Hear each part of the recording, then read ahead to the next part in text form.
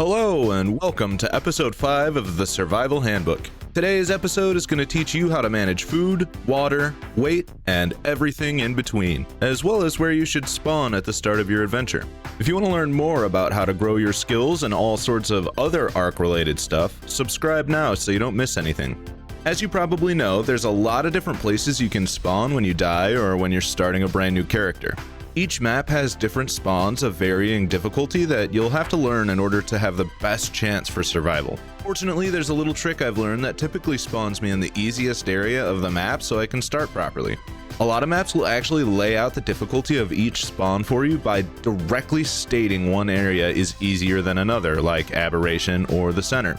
But sometimes they won't. Maps like Valguero and Crystal Isles don't specifically recommend an area to spawn, but I found that if you spawn on the first region on the list, it will typically give you the best chance for survival. Not always, but usually. In case you're curious, usually the spawn regions indicate the difficulty of the creatures in its location or the difficulty of the environment in its location.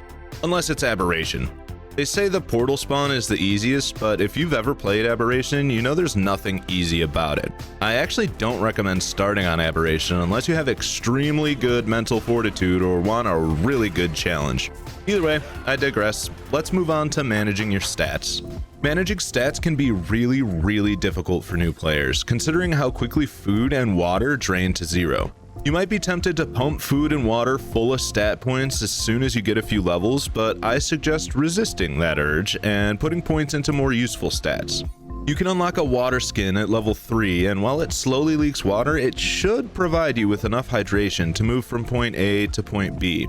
This should always be on your mind in the beginning. Water truly is challenging if you've never had to manage it so closely, but keeping a water source nearby as you work will keep you surviving longer. This concept applies all the way to endgame because at some point or another, your water containers will be all used up and you'll have to find water to refill them. Of course, this becomes easier due to irrigation pipelines and the ability to travel quickly with dinos, but it's still something all players have to think about.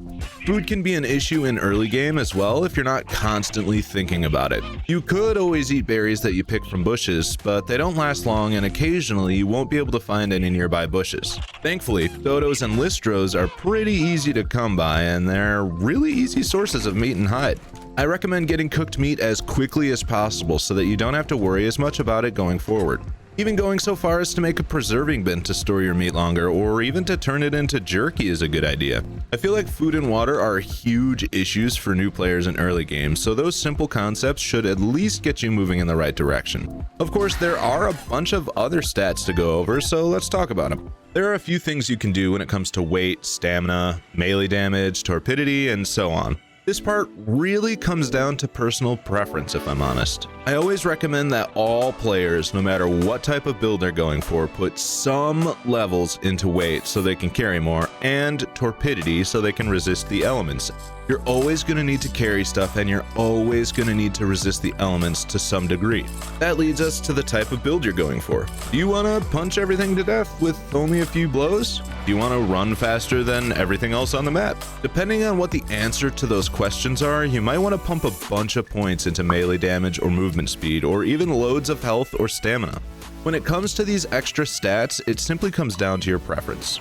If you want my recommended build, I recommend going for a super fast character that has decent stamina and a lot of health. Don't forget weight and torpidity though. No matter what build you decide to go for, you're going to want at least a little bit into those stats.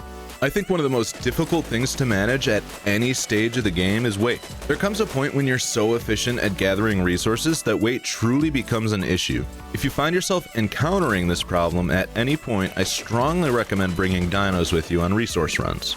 Most of the time, they'll be able to carry more stuff than you, so loading up all the resources into their inventory can save you loads of time and make you wealthy with resources. I do have some life hacks for gathering resources efficiently, but that video will come during the mid-game section of this video series. Next time on the Survival Handbook. Is that an explorer node? Oh shit, fuck off. Fuck off. Get out of here. Yeah, that's what I thought. How do I get down there? Can I get down there right here? If I can get down there right here, I'll go get that explorer node. I think it is an explorer node. Oh, sick, bro. Yo, dope. Don't forget to subscribe, and thank you so much for your time today. We'll see you in the next video.